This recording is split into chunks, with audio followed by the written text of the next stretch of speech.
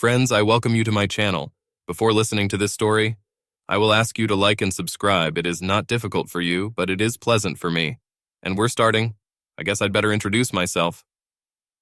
I am Darren, 54 years old, married for 28 years to Caroline, known to me as Kaz, 55 years old. When I met Caroline, I was 24, and I was already teaching art at a local high school. No, we are not Americans. We live on the Yorkshire coast in the north of England. I remember the first time I saw her. She was wearing a short skirt, and I remember thinking, I never realized that I'm a foot lover. She had a beautiful pair of legs, and although her breasts were only a size 2, she arched her back so that it looked very lush. She was cheerful and giggling, and I thought she was the most beautiful person I'd ever seen. But she didn't believe she was beautiful, and I believed and planned to spend the rest of my life making her feel beautiful. She just couldn't see what I saw. She saw a round, plump face and a nose that was slightly larger than it should have been. And I saw her beautiful blue eyes turning green when she cried in tearful movies. I saw her beautiful smile and Cupid's lips with a bow. I've seen perfection. I'm tall, 1.93 m and towering over Kaz at 1.63 m. I have dark hair, now streaked with gray, green eyes, and I still look good as they tell me. Kaz doesn't pay a lot of compliments, thinks that I know myself that I still look good. When we first met, she called me Clarky, saying that with my dark hair and glasses, I looked like Clark Kent. It took me a while to convince her to go on a date with me. I always reminded her that I loved her longer than she loved me. But when we finally started dating, it was love. We got engaged 3 months later, crazy, I know. We got married the next year, but I never had a pre-wedding hassle. I just adored her, simply. She wasn't perfect, but neither was I. She had a terrible temper and she could be selfish, but to me she was perfect. 28 years later, we celebrated our son Scott's 21st birthday. We fought to have him. It took us years, and we couldn't have any more children. It was something that we still find painful. But we couldn't complain because some people are never blessed, and our Scott was a real blessing. He was a son that any man could be proud of. He was the kind of kid you could take with you anywhere. Now, as an adult, he could talk to anyone, make them feel at ease, and had a fun, engaging personality. Our Scott charmed everyone, from babies to the elderly. Scott and I were very close and shared the same sense of humor. He often said what I was going to say before I could say it. We spent a lot of time together, and he called me his buddy as well as his father. I know that you should be the parent of your child, not his friend, but I hope that I have succeeded in both. How can I not want a wonderful kid like him to be my buddy? We could be very similar in character, but not at all alike. All fathers want their children to be like them. I think it's something Neanderthal, but Scott is not like that. The Kaz family had exceptionally strong genes. They were all similar to each other. Kaz and her cousins were similar. Scott looked like his mom, her father, and all the other members of her family. When we looked after the children of the Kaz sisters, our nephews, we could never convince outsiders that the 3 cousins were not brothers, and that Kaz was not the mother of all 3. We enjoyed spending time with our nephews because it gave us an idea of what life could be like in a large family. Well, the big family was not destined to appear. We were very lucky that we didn't have any serious money problems. We loved spending time together. Kaz and I have never been able to understand those couples who spent weekends apart. We often watched our neighbors take turns going out with friends, while the remaining one looks after the children. We liked to spend time together. We were just such a couple. I still love her as much as ever and find her very attractive. She definitely doesn't look her age. We both looked like a couple of 40s, not 50s. This is facilitated by Kaz's hair, which still does not have gray hair. This is another family trait, as her father was the same.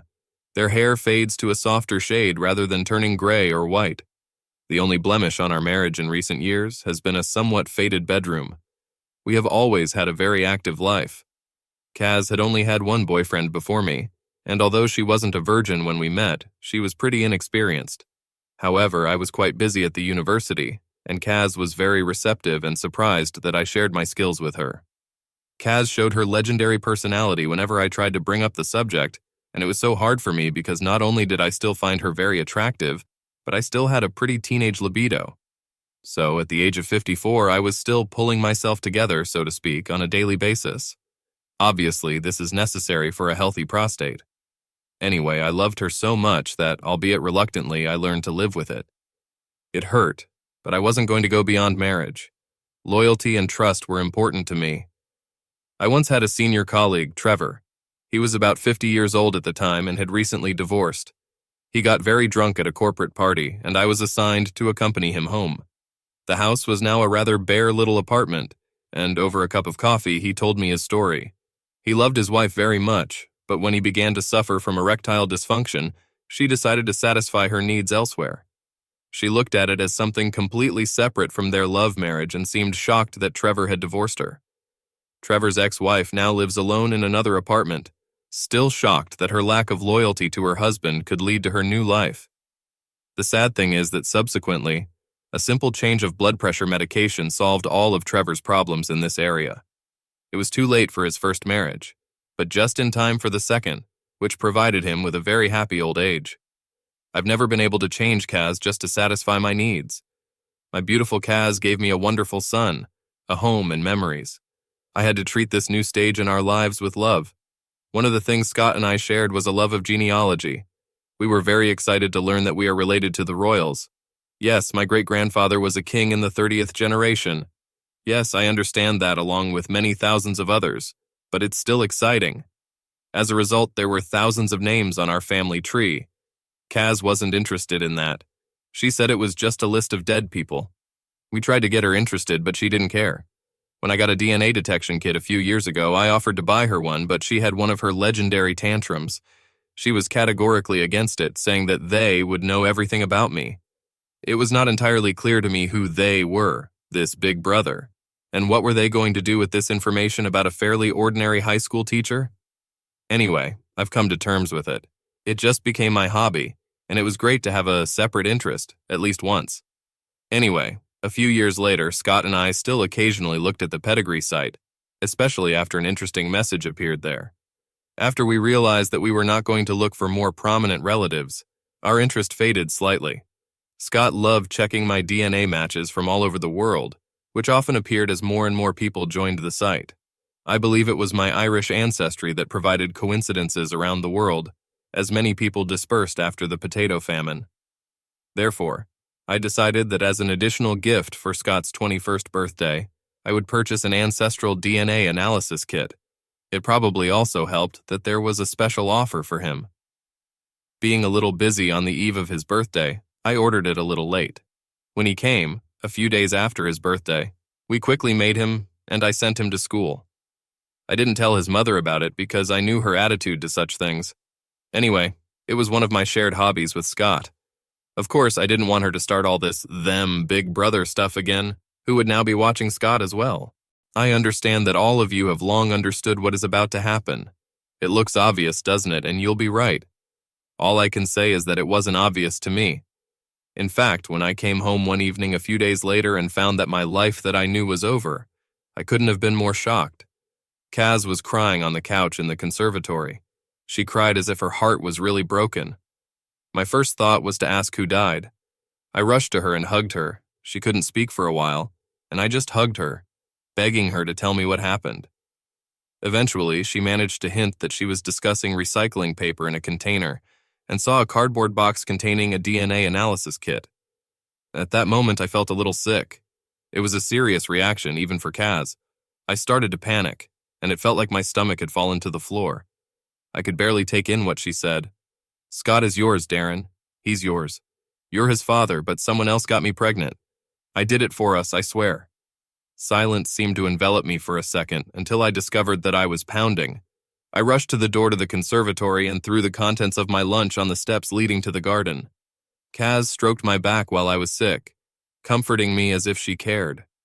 Eventually, I calmed down enough that I turned to her and screamed, "For us?" "Yes, so that we can become a family," she said softly, and then the old Kaz returned and shouted back, "That was a long time ago, Darren. I knew I couldn't talk to her calmly. I was too angry, but I just couldn't leave until I knew more. You heard what the doctor said, Kaz. You heard him say that each of us is fine. There's no reason why we couldn't have a baby. Maybe my swimmers weren't Olympic champions, but they were quite average and could handle the job. You're fine too. I know one of your ovaries wasn't working at full capacity, but the other one was fine, so they didn't interfere earlier. We just needed time." I didn't have much time, Darren. I wasn't okay. I kept thinking about what the doctor said about my ovary. So Clark Kent's liquid wasn't good enough for you. And where did you find it? She looked at me in shock. Where? I shouted. It was Angus, she said softly.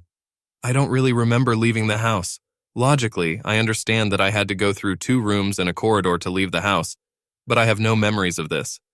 I remember that if I hadn't come out at that moment, I might have done something that I might regret later. I drove out of the house with a screech of tires and eventually stopped on a quiet part of the embankment. It was almost deserted in the off-season. Angus! My best friend, our best man, and the closest brother in the world.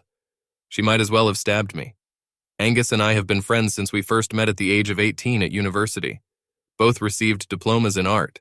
I took up teaching and he took up art restoration. Wherever we went at university, people thought we were brothers, not roommates. We were of the same build and skin color, although my eyes were a paler green than his. He was a couple of centimeters shorter than me. We lived in the same room, so I also knew that he was 2 or 5 centimeters shorter than me in other faculties. Why did I think of that? A typical man. Now I was getting a little comfort from the realization of this, I suppose. We were best friends, inseparable at university. He was my best man, and later I became his. Kaz and Angus met only a couple of weeks before the wedding, as he lived in France for a year, worked in a gallery and honed his restoration skills. Kaz laughed when she met him, saying that we must have come out of the same pod. He was very happy when he came to the wedding 2 weeks later, as he had met Kate a few days before. She later became his wife. He really fell in love a lot, about the same way I fell in love with Kaz. See, I told you how much we were alike. He was at home visiting his parents on the Lancashire coast and met Kate at their church. His and Kate's parents belonged to the born-again church, which I called Happy Applause. He was a member of the church, but of course he didn't make a problem of it at the student union bar.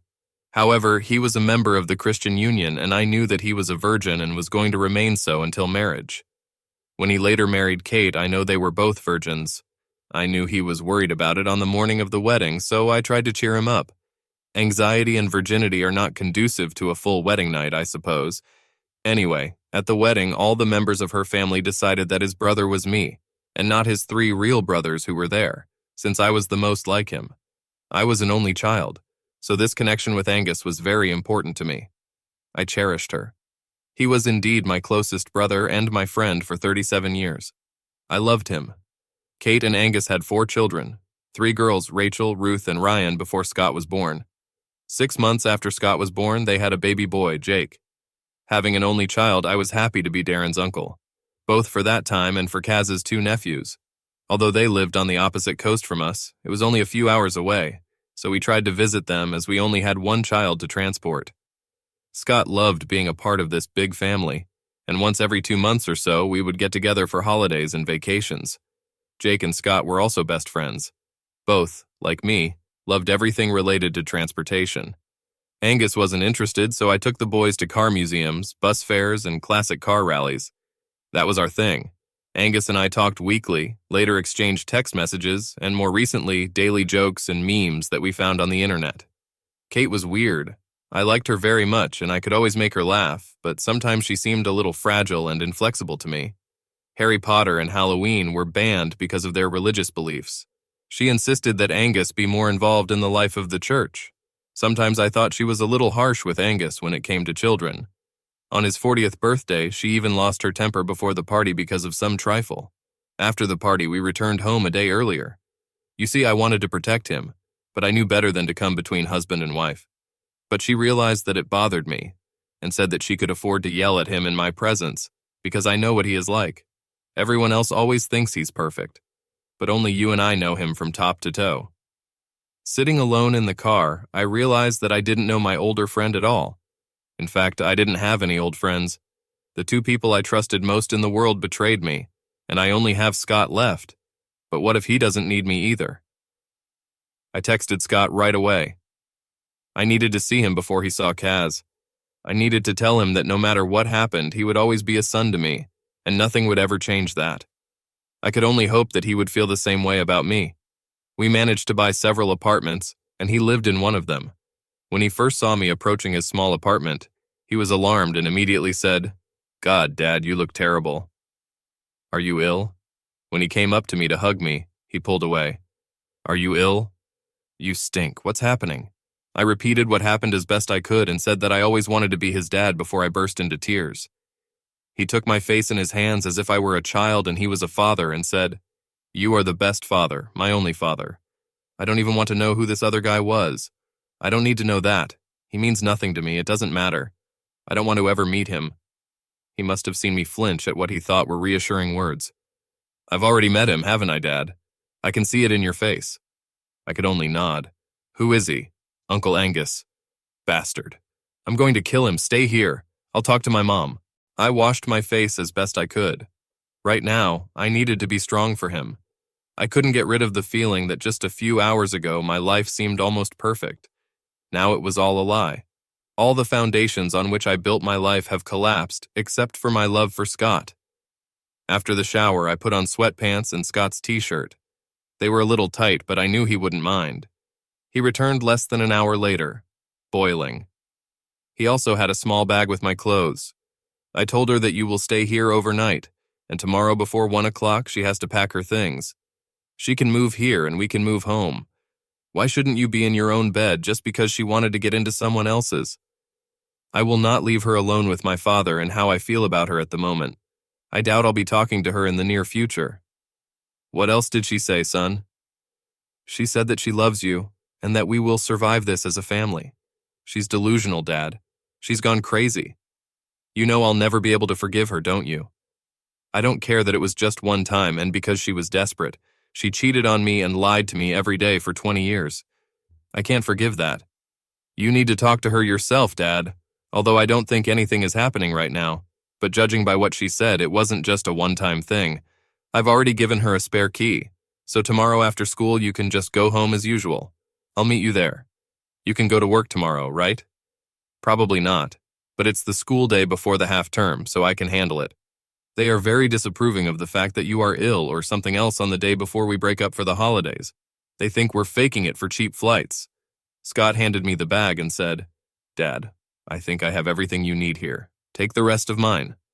My mother reluctantly allowed me to take something, but I left her no choice. "I'm sorry I won't be here when you get up, Dad. I have to get up very early, but I'm only a phone call away. We'll get through this, and I'll be with you every step of the way." I was so proud of this young man.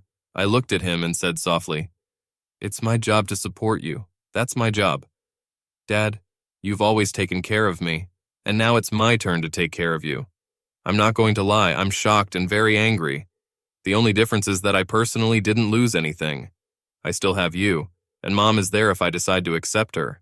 This is my decision, and I don't know what it will be yet. I didn't lose anything, but you did. I promise you, you will never lose me. See what I told you? How can you not love this child?" To my surprise, I managed to get some sleep. I heard Scott leave the house around 4 in the morning. I knew it would be early, but I didn't think it would be that early. I did well at school, but only barely. I didn't learn anything from the training course, and when I was asked a question, I had to excuse myself. I got away with it, but during the tea break, my closest colleague, Graham, asked if I was okay. I told him I thought I had a migraine, and he agreed that I didn't look well. We finished by 16 o'clock, and I wandered around the nearest supermarket for a while. I didn't want to go home and find Kaz still there. At 5:15 p.m., I turned back to the house, but found that Kaz's car was parked in her usual place. Great. I almost turned back again, feeling that the imaginary migraine would soon become a reality. Well, I guess sooner or later I'll have to find out the truth. It's better to get this over with. Kaz greeted me with a smile. "I didn't expect you to be here," I said quietly. "I know. I promised Scott, but I wanted to. No, I needed to talk to you first. Yes, but you've already proved that your promises don't mean much. Just let me explain everything, and then I'll go to Scott, I promise. I understand that you've had a terrible shock, but I have to explain everything. I want to know the whole truth, Kaz. I can't promise that it will change anything, but I swear, if I find out that you missed something, I will never talk to you again." "Have you talked to Angus?" Kaz asked. "Why would I talk to him?" "Well, I just wanted you to know that I didn't tell him that you knew. I wanted to talk to you first. Thank you, I'm sure it was difficult for you to put me in the first place for once. So it's up to you. I'll try my best not to interrupt. You know how desperately I wanted to have a baby. All these tears every month. You hugged me and comforted me, but it wasn't enough. I desperately wanted to have a baby. Angus was the perfect man, you know. He looked like you, but in the end it didn't matter because Scott looked so much like me. I couldn't take the risk, you know. He looked so much like you, and he's already fathered 3 girls. Kate told me that all he had to do was look at her and she was already pregnant. So, how exactly did you bring up this topic with my best friend? Hi, Angus. It looks like your oldest and dearest friend is not up to the task when it comes to impregnating me. You are tested and tested in the creation of children. Would you like to try it? Darren, no, it wasn't like that. He knew you felt like you were letting me down. I knew how much you were suffering. He agreed to help us just for you. I just wanted to help. That is, to help my wife, you mean? No, it wasn't like that. He was only going to be a donor. When we first met at the hotel, it certainly wasn't intimacy. We were going to use a medical douchebag. That was the plan. He went to the bathroom, took a shower, and did his business. He said that staying in the shower helps. I'll go to the door afterwards, and he'll give me his things and promise not to enter the room until I come to my senses. We would have seen fewer of each other's bodies than we had seen many times before on the beach or in the pool. The feeling was strange and very sterile. I began to doubt that this was the way I wanted to conceive a child for us. I stayed on the bed, but took off my panties to do it as quickly as possible when he was ready. But he couldn't do it. It didn't work out. He came out wrapped in a towel. He needed something to turn him on. I just couldn't miss this opportunity to get pregnant. You probably understand that? No, I don't understand, Kaz, I really don't. So I lifted my skirt and showed him. I'm sorry, but I needed it to work. He started to harden. I could see it under the towel. I turned around and told him to put it in me. I thought if we did it doggy style and I couldn't see his face, I could pretend it was you. And then everything will be fine. But it wasn't normal, Darren. It was terrible. The worst experience of my life. He was smaller than you, of course. He was useless. He just didn't seem to know what to do. How he was able to conceive 3 children, I cannot understand. He has nothing in common with you. I thought it was my fault for what we did. My fault for you. I hugged him to tell him that everything was fine, and he kissed me on the cheek and said, "It was the best thing in my life. I never knew it could be like this. So good. Thank you." When he was crying in my arms, this big, strong man who looked so much like you, I just couldn't believe it. Did he think it was good? He was thanking me for my worst coitus in history. I don't think I've ever felt so sorry for anyone in my life. He just risked his marriage, his family, and your friendship to give us our family. I was in debt to him, and then I decided to thank him properly. I didn't plan this. It just happened at that moment. It had nothing to do with you or me. It was something separate. I didn't love him and I didn't worry about him. It was a mixture of gratitude and pity for him. He had the family we so desperately wanted, but there was no love like ours. He really didn't know anything. So now we've moved to bed out of pity? I suppose you can say that if you want to be rude. I kept hugging him, rocking him, and his head sank to my chest. I was just calming him down, that's all. It was only then that I began to teach him how to make love, as you taught me. The only difference was that you taught me how to make love. It was just a bed. There was no love, honestly. Yes, I did things for him that he had never experienced with Kate, and I enjoyed his pleasure, as you often did with me, but it wasn't about me, it was about him. I've never done anything for him that I haven't done with you. How reassuring. I was always convinced of this when we met. I came home and made love to you. I couldn't bear the thought of you missing something. You always had the same thing in those days. But I didn't have the same thing, did I? I had sloppy seconds. He still had a faithful wife, and I had someone else's fool. I stopped when a terrible thought occurred to me. Did you let me lick you, knowing that you were filled with his liquid? Darren, it wasn't like that. I gave myself to you, to my husband. This time I got to the sink because I started to suffocate. Trying to pull myself together, I splashed cold water on my face and turned to ask her another question. At that moment, I noticed Scott standing in the doorway with his phone in his hand. He put his finger to his lips and slowly backed away from the doorway. I didn't know how much he needed to hear it, but I believed he would do the right thing. Kaz, I bet you had a lot of fun at my expense making a doll out of me, humiliating me. No, Darren, no, we've never done that. We both loved you so much. It would actually be easier if we never talked about you when we were dating. I told Angus beforehand that if he asked me to compare the bed with him or with you, he would always lose, so he never came back to it. So Scott was right? So it was going on? Wasn't it just a one-time thing? Kaz looked at me. Would that have made a difference? I shook my head. Yes, it lasted, although not for long. I got pregnant that very first time. I felt it. I just knew. They say some women know, and I knew. When I came home to you that night and we made love, I felt different too. I relaxed properly and just enjoyed making love with my wonderful husband. I wasn't worried about having a baby. It's been a long time since we've made love without that ultimate goal. I just loved you, Darren. You're the only man I've ever loved. I've only made love to one man, you. Then why continue? Was this some kind of training exercise on your part? Well, I had to. We wanted more children, so I had to keep trying with him. When Scott was about 8 months old, we met in Leeds. We always met there. Never in the same place twice. We were careful. Angus was able to leave then, as everything settled down after Jake was born. Leeds was an ideal location, as it was located in the center. About an hour-and-a-half drive from home for each of us. If we were lucky with the transport, everything was fine. We could get out of it. We did the same thing until you started messing with that damn DNA pedigree. Don't even think about accusing me of being a fool. I don't deserve any of this. I did everything I could to make you happy. Wasn't I a good, loving husband and a good breadwinner? You were a wonderful husband, the best. You were my absolute world, but you couldn't give me the only thing I really wanted, a baby. I held my breath in shock that she could actually say it out loud. I knew you wanted it too, and I found a way to give it to you. In shock, I just stared at her before slowly clapping my hands. An excellent solution. It's interesting that I don't have a house full of kids, isn't it? The big family we've always dreamed of. We tried until you turned 45, didn't we? Then we realized and accepted that this just wasn't going to happen. And how long have you and Angus been trying? Not long before you and I stopped trying. In a few months, perhaps? Are you seriously telling me that you've been making love to my supposed best friend for 10 years?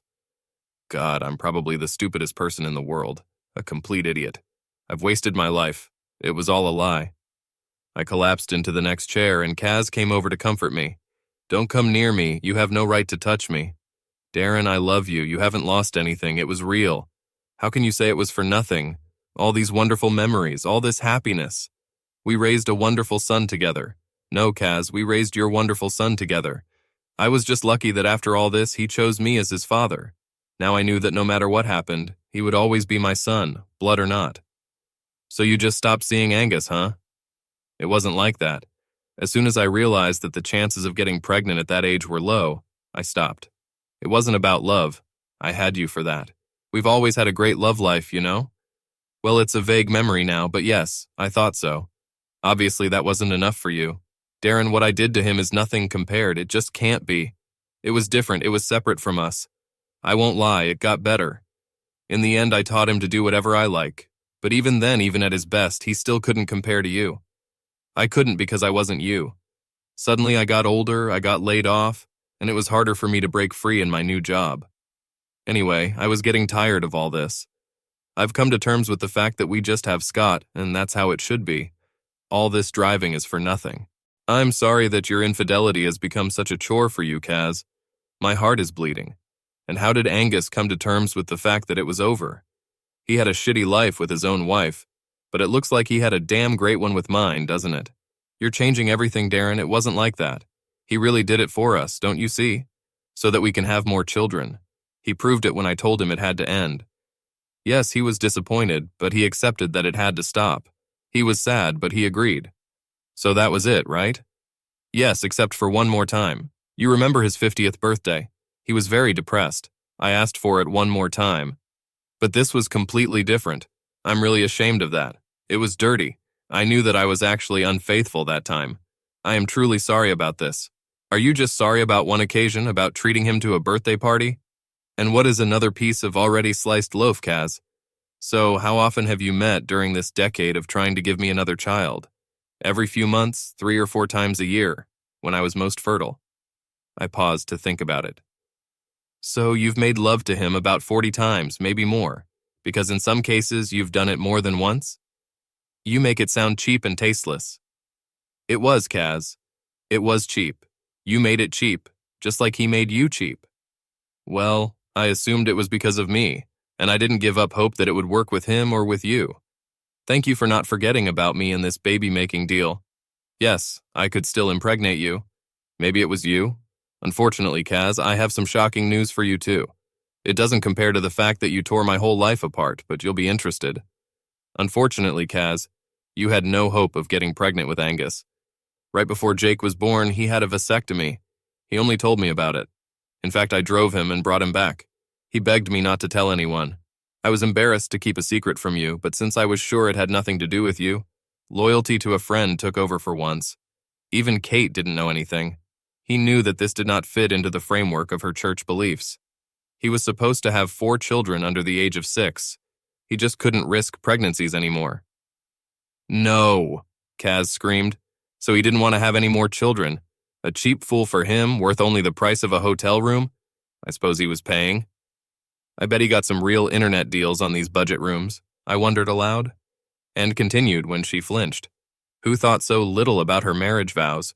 Who thought so little about her husband, who was obviously her world, that she lied and deceived him for 21 years?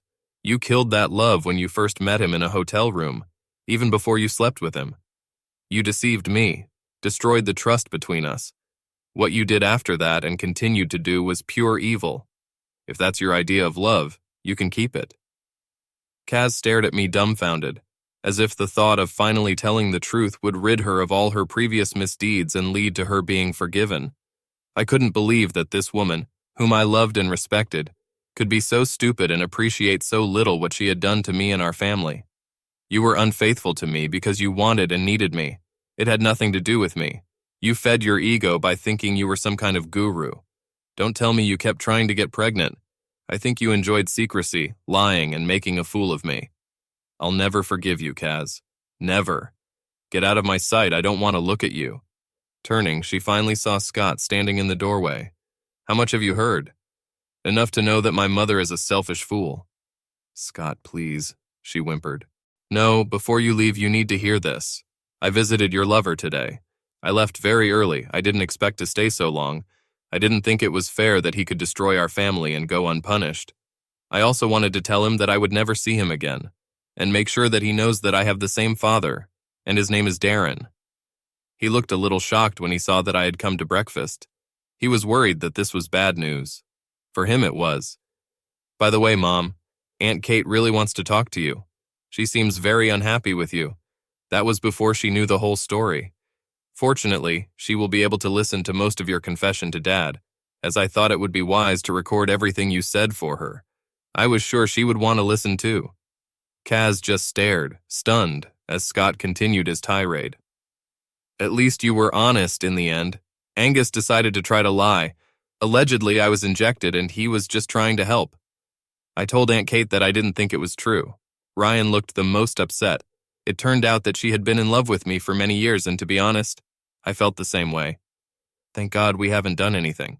You could add permission for incest to your sins, Mom. Then he turned to me. Dad, I also took the liberty of hitting your former best friend in the face pretty hard. Just one punch, but I did it for you, Dad. I knew you couldn't risk assault charges and losing your job. I think I'm safe because he won't dare report me, especially since I'm sure Aunt Kate did a lot more damage by kneeing him in the balls. He turned back to his mother. Are you still here? At least you have a place to stay tonight. Angus is probably already in a cheap hotel. Kate kicked him out. I gave her your apartment address. I would have expected her visit. I knew that I would never be able to survive betrayal. She was always on my team. We were one, and the realization that she wasn't on my side broke my heart. Part of the affair was bad and enough to end us, but what really broke me was the thought of him hugging her, stroking her hair, telling her she was beautiful. Affectionate and intimate moments that I thought were only a part of us, that were part of a special magic that only we shared. It was these thoughts that kept me awake at night for the next few weeks as I began to face my new reality. I felt like I would never be able to consider myself good enough again. She chose someone else to give her the precious gift that I wanted so much to give her, but she was too selfish to take the time to give me. I trusted her with my life, and losing that trust changed me in ways I never imagined. When I thought about the fact that they had been together so many times, I thought about how little we had been together in the last few years. Apparently, Kaz had decided that her life was over. She made this decision, like many others, without thinking about my needs or feelings in this scenario. The thought was ridiculous, but I kept thinking that if her life and desire eventually ran out, then what a pity that she spent so much on him. It wasn't fair. It was all unfair. I suppose you're wondering what I did to my ex-girlfriend. I didn't do anything for 6 weeks. I talked to Kate and even met her when she came to see me, but I knew that if Angus approached me, I would not be able to answer for my actions. He was blocked in everything. I knew that Kate, like me, had filed for divorce. I also knew that none of his children were talking to him. The girls were angry enough, but Jake was the worst. He spoke to his father only once, and that was to tell him that he would like me to be his father. I'm sure it must hurt. Okay, each of the children contacted me in one way or another to make sure that I was okay. I was worried about Ryan because she was going through it the hardest. I think her feelings for Scott were stronger than she thought, and the fact that they share the same DNA shocked her. Kate and I had a long conversation. She loved Angus, but she found that he required a lot of effort. She said she felt like he was just another child to take care of, and his selfishness at home, alone with himself, was just shocking. She felt that he didn't support her as a father and only made efforts when others were around, especially me and Kaz. We both agreed that they did a very good job of fooling us, and neither of us suspected that anything was going on. But why should we suspect? Both were faithful spouses, although I was happier than she was. We trusted them, and that was the main thing. They used our love, trust, and faith in them against us. Kate and I will remain friends, and I have to say that without Angus's pressure, she seemed more relaxed. I hoped that at this moment I would always be present in her and her children's lives. I saw Angus again before Christmas. I went to Kate, Jake, and the girls. I needed to see all of them face to face and tell them my news. I wanted to see Angus one last time to tell him that I hate him for ruining my life. I wasn't going to listen to his excuses. What's the point? What I didn't expect was schadenfreude. I thought he would try to apologize, but no. Perhaps he knew there was no point in that. Perhaps he blamed me for everything he lost. In the end, he got away with everything until I revealed the truth. So I slept with your wife and gave her the only thing she really wanted, a baby. I can't change anything. I can't say anything in my defense, and what's the point? I know you hate me and I don't blame you, but I don't regret it. Well, the only love I had was with Kaz, not with that frigid fool Kate. No, I didn't like Kaz. I liked the way she made me feel. I know I had to lie to her to keep it going. Even now, being alone in this hole, it was worth it. Even hurting you, my oldest friend, was worth it. Knowing that Scott is mine is also worth it. When he finished, I just showed him my phone. I showed him the message that came to my mailbox from the pedigree company the day before. It said Scott was my son. It was the best Christmas present of my life. I think it was the best gift for Scott and Ryan. The Epilogue. 5 years later, my life has changed so much that I couldn't even imagine. Of course, Kaz and I got divorced. Although I can stay in the same room with her now, if necessary, I avoid it. After her confession, we never had a full conversation. What's the point of that? She tried to come to school several times to see me, but I soon put an end to it by quickly issuing a restraining order. She thought that as soon as I found out that Scott was really mine, we would have a chance to reconcile. It turned out that she knew me as little as I knew her. We communicated through lawyers until the divorce became final. I kept the house for myself, and Kaz kept 2 apartments that were bought for free. Their cost was equal to the cost of the house, and thus she could earn additional income by renting out 1 apartment. The 3rd apartment was supposed to be sold, and we would have split the proceeds, but in the end we agreed through lawyers that we would give this apartment to Scott. I think we were both happy about it.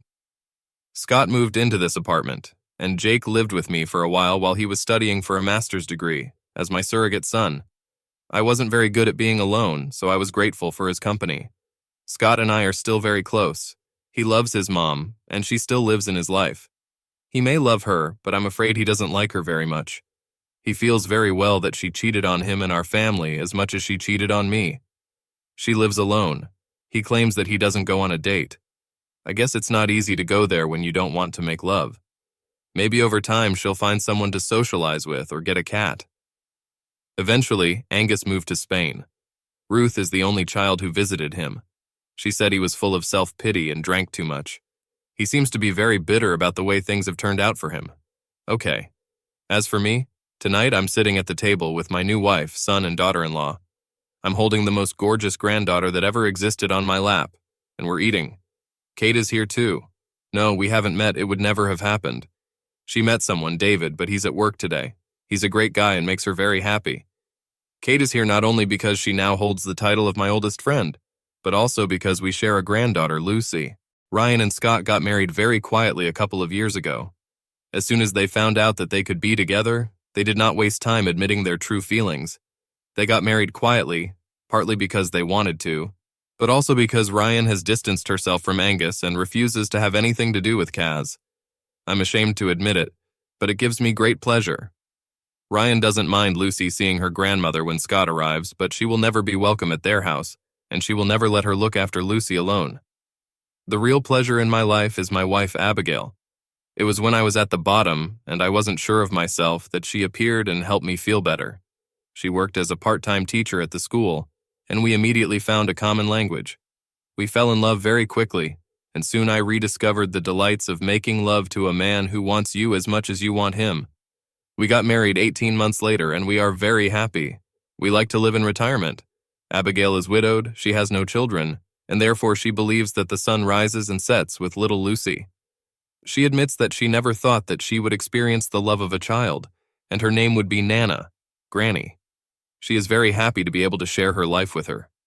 Scott tells me that Kaz is very bitter that Abigail gets to enjoy her retirement with her husband, her son, and her granddaughter. As Scott said, "Whose fault is this, Mom? Certainly not Abigail, certainly not my father, and certainly not mine." You can't argue with that.